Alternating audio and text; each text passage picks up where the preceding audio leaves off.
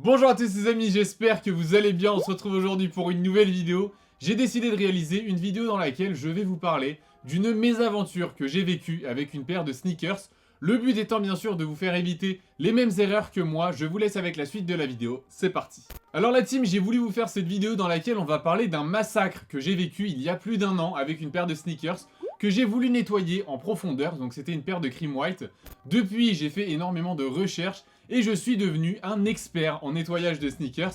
Et comme vous êtes très nombreux à nous demander comment on fait, je me suis dit que ça pouvait être une très bonne vidéo pour la chaîne. Donc pour qu'on mette les choses au clair, avant tout, je vais vous donner ma manière de faire les choses. Je ne dis pas que c'est la meilleure des manières, mais je n'ai pas eu de problème jusqu'à ce jour. Donc à vos risques et périls, si vous voulez reproduire exactement la même chose chez vous, tout d'abord, vous allez devoir comprendre que tout type de chaussures ne peut pas être lavé. Si je prends l'exemple des chaussures en cuir ou par exemple en daim, c'est un petit peu différent puisque le cuir ne se lave pas. Vous devez d'abord le brosser puis le cirer. C'est tout un processus. Aujourd'hui, on va surtout parler des sneakers en toile, comme le Prime Knit par exemple utilisé chez Adidas. Alors vous allez devoir passer par 4 différentes étapes. La première étape, vous allez devoir retirer le surplus de saleté sur la chaussure, comme les cailloux qui sont parfois coincés dans la semelle. Si c'est de la boue par exemple, vous attendez que ça sèche et vous tapez vos semelles pour retirer le maximum de boue. Si des footeux regardent cette vidéo, c'est exactement le même principe que les crampons qu'on va frapper à la fin de l'entraînement pour retirer la boue. Une fois que vous avez vraiment enlevé toutes les grosses saletés, les grosses impuretés,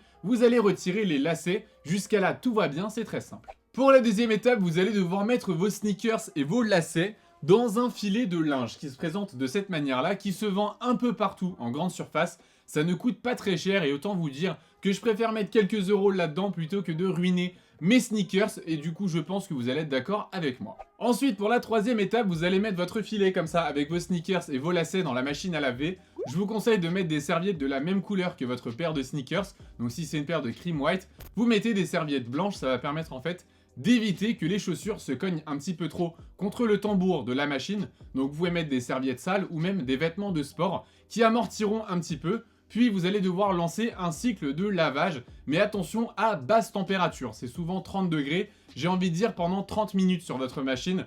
Vous mettez donc votre dose de lessive habituelle et vous faites tourner tout ça. Et on arrive enfin à la quatrième et dernière étape, c'est le séchage de la paire. Je vous conseille d'éviter le sèche-linge même à très basse vitesse, j'en ai fait l'expérience. C'est une torture pour la paire et pour vous mentalement, donc faites comme à l'ancienne, faites comme moi. Vous mettez la paire près d'un radiateur chez vous ou même dehors au soleil si le temps vous le permet. S'il pleut, évitez un maximum, je pense que c'est logique. Normalement, si vous êtes à ce niveau-là, vous avez une paire qui est toute propre et comme neuve.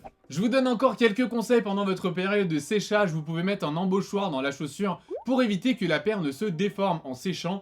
Et n'oubliez pas bien sûr de mettre vos lacets avant que la paire ne sèche. J'ai remarqué que ça faisait plus beau quand la paire et les lacets sèchent en même temps avec l'embauchoir. Alors c'est peut-être psychologique, mais en tout cas, c'est vraiment ce que j'ai constaté. Ce sera tout pour cette vidéo, j'espère vraiment qu'elle vous sera utile.